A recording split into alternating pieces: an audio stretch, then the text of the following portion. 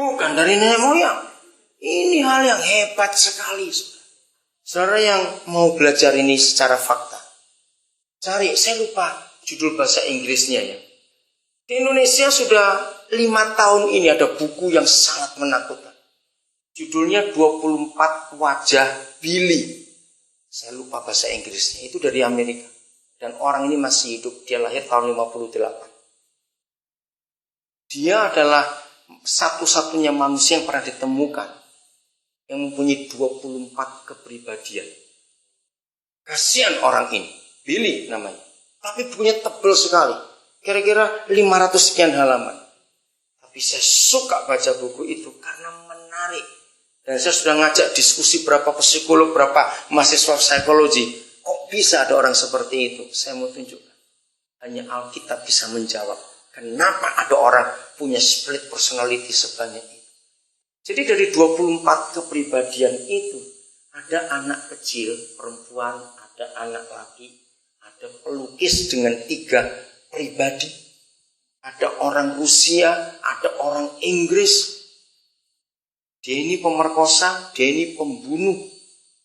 Tapi tidak pernah bisa dihukum. Karena kepribadiannya yang rusak.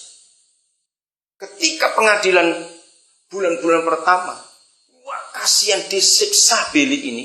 Karena siapa nggak jengkel. Di pengadilan bisa berubah kayak main sandiwara. Jadi kayak anak kecil, nangis, jadi orang hebat, bahasanya berubah, tiba-tiba melukis. Nah setelah sekian waktu diadili dan disiksa, seorang psikolog dari New York, saya lupa namanya, dia bilang stop dulu. Aku harus meneliti ada apa. Sekian tahun, kalau nggak salah 8 tahun, saudara. Psikolog ini hidup dengan Billy hanya untuk mengetahui berapa pribadi dalam dia. Setelah 8 tahun itu, dia temukan 24 kepribadian. Nah, kenapa manusia bisa seperti itu? Kita harus tahu rahasia ini. Dan kita akan bisa menolong banyak orang dalam berbagai macam kasus. Karena seringkali orang yang punya kepribadian ganda itu pun gak tahu kenapa dia begitu. Jawabannya, saudara. Mari kita temukan. 1 Korintus 6 ayat 18. Oke? Jauhkanlah dirimu dari percabulan. Setiap dosa lain yang dilakukan manusia terjadi di luar dirinya. Nah, ini yang mengganggu pikiran saya. Setiap dosa lain yang dilakukan manusia terjadi di luar dirinya. Tetapi orang yang melakukan percabulan berdosa terhadap dirinya sendiri, merusak dirinya, atau terjadi di dalam diri orang itu. Nah, ini yang mengganggu saya. Saya tanya, Papa, kalau saya marah, itu dari dalam atau dari luar muncul kemarahan itu? Dari dalam dong. Saya mau mencuri, saya dendam, saya iri hati. Dari mana? Semua kan dari dalam. Tapi kenapa firman ini berkata tidak? Hanya satu dosa yang dari dalam dan itu merusak. Yang lain dari luar semuanya. Itulah percabulan. Perzinahan. Saya bingung kenapa? Saya meyakinkan.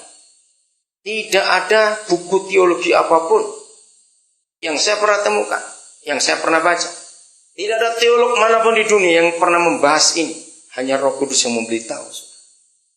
Mengapa hanya satu dosa ini yang terjadi di dalam dan merusak? Dan dosa ini disukai semua orang. Masuk kami hamba-hamba Tuhan, gak ada yang kebal dosa yang satu ini. Ingat ini, kita mungkin pernah terpaksa mencuri. Mungkin. Kita pernah terpaksa membunuh. Mungkin.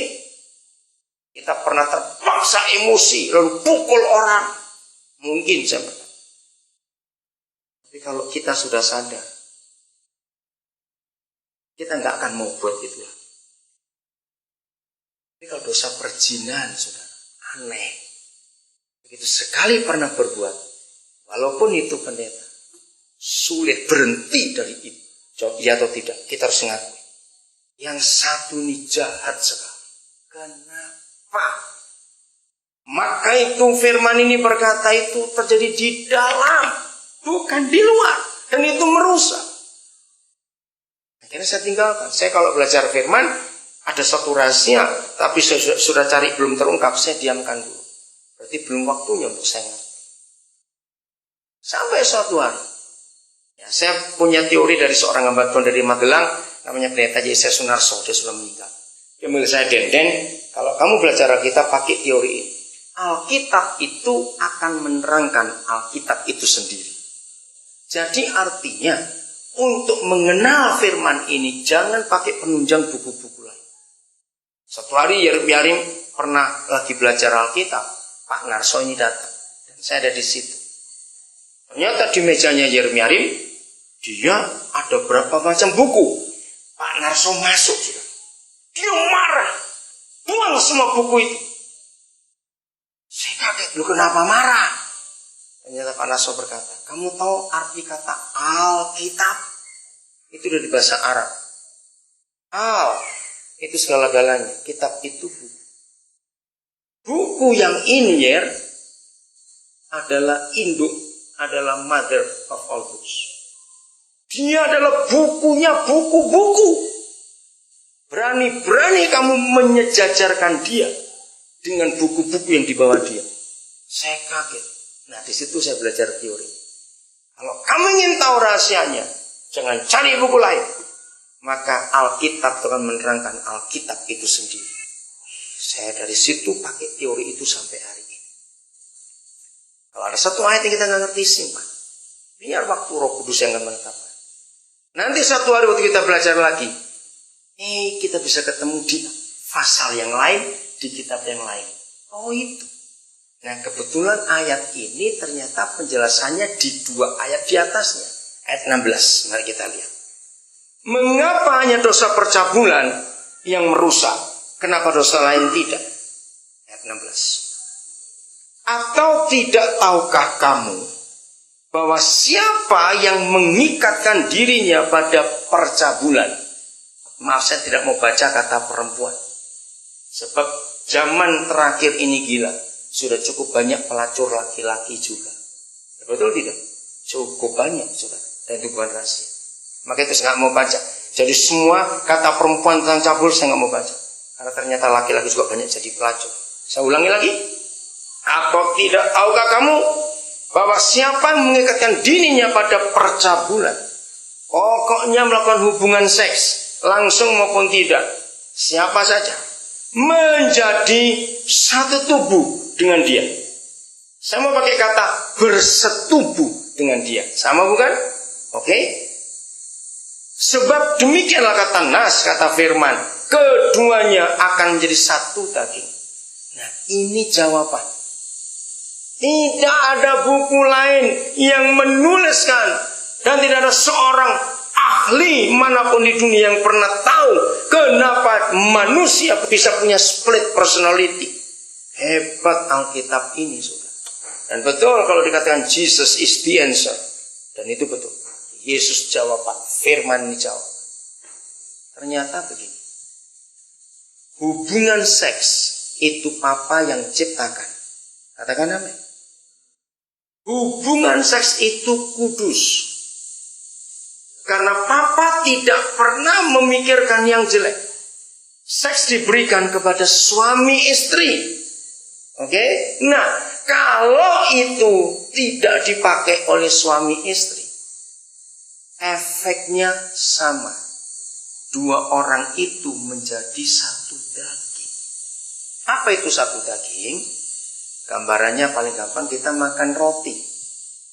Kalau kita makan roti minimal itu dari 4 bahan, bukan? Tepung, mentega, gula, telur. Itu paling dasar. Mau model rasa apa tergantung kita mau tambah. Nah, bayangkan ketika 4 macam bahan ini sudah menjadi satu, yang namanya roti. Sulit dipisahkan mana telurnya, kita nggak bisa. Mengeluarkan telurnya lagi, tepungnya lagi, gulanya lagi, mentega sudah nggak bisa. Saudara dengarkan. Jadi kalau sampai Billy bisa punya 24 kepribadian, bahkan lebih ngeri. Di dalam tubuh Billy ada 2 jiwa lesbian, padahal dia itu laki. Korban pemerkosaan. Itu cerita. Jadi nggak ada hubungan seks, mereka bilang. Saya cuma dicumbu saja. Polisi itu heran. Jadi